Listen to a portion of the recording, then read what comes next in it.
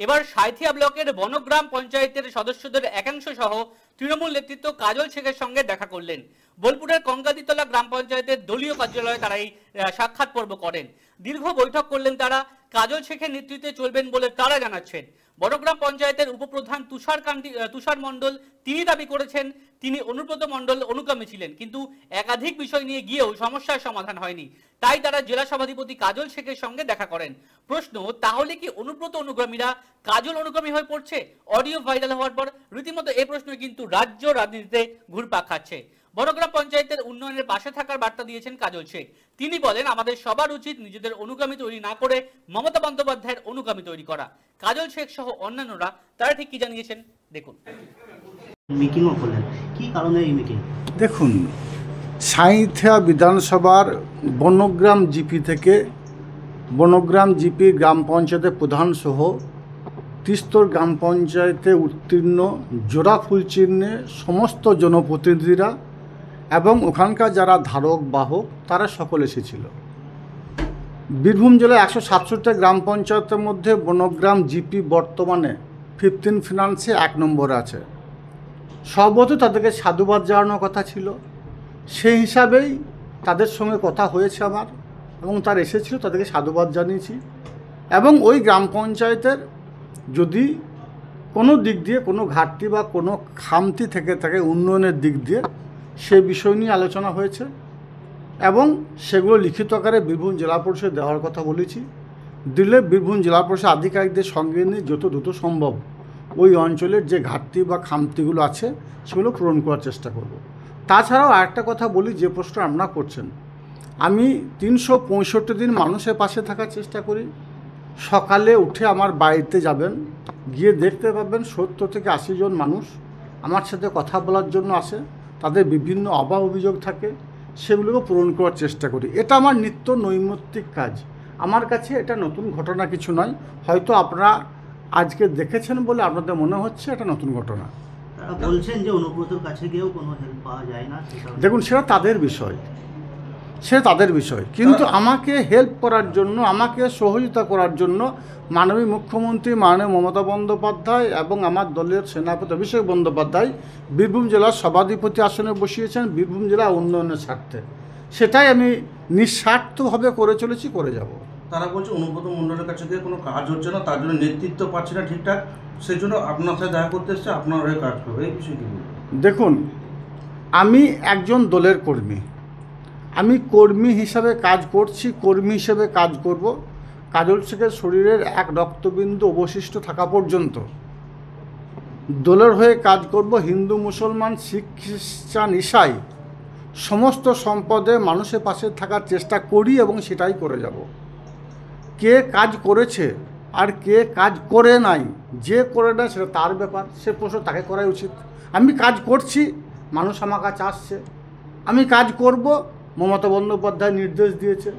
স্বভাবতই আমি সবসময়ের জন্য সবাইকে বলি যে মমতা বন্দ্যোপাধ্যায় জিন্দাবাদ, অভিষেক বন্দ্যোপাধ্যায় জিন্দাবাদ বলো। এই জন্য বলো, 2011 থেকে 2025 কয়েক বছরে অভাবনীয় পরিবর্তন ঘটিয়েছেন বাংলার বুকে।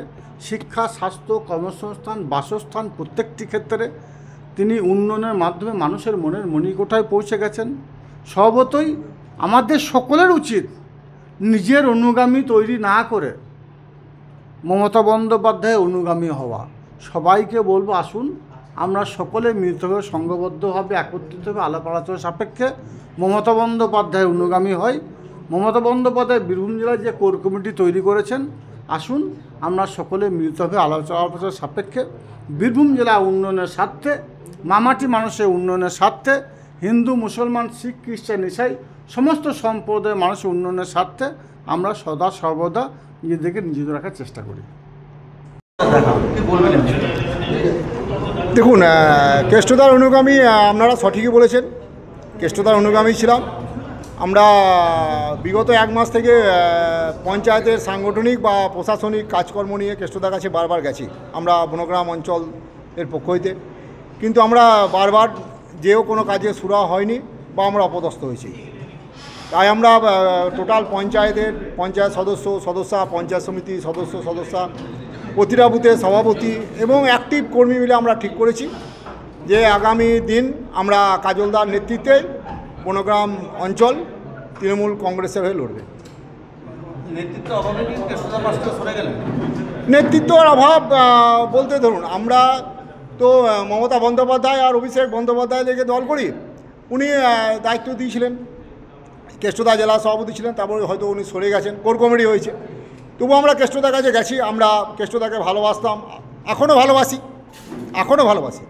কিন্তু আমরা তো দল করি, দলের ঊর্ধ্বে তো কেউ নয়। যেখানে আমরা দেখেছি যে তৃণমূল কংগ্রেসকে আগামী দিন আরও আগিয়ে নিয়ে যাওয়ার জন্য আমরা কেষ্টদার কাছে যেও কোনো কাজ করতে পারছি না বলে আমরা নেতৃত্ব পরিবর্তন করতে বাধ্য হয়েছি।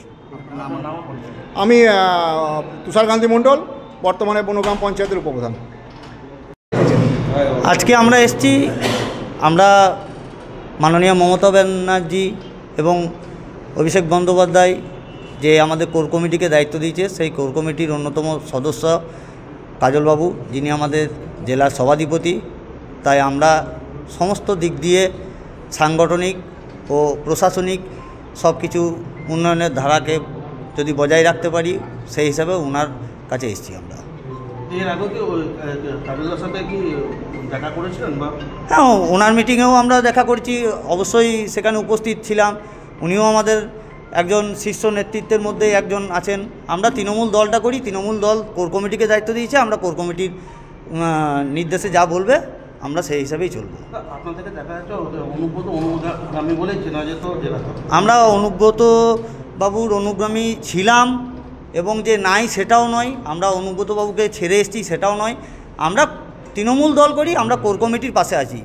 আমাদের একটা সামান্য সমস্যা ছিল, যেটা আমরা দলীয় যে মেম্বার বা আমরা যে বুথের সভাপতি ছিলাম, আমাদের ওখানে যে কিছু মিটিং মিছিল হলে আমরা জানতে পারছিলাম না।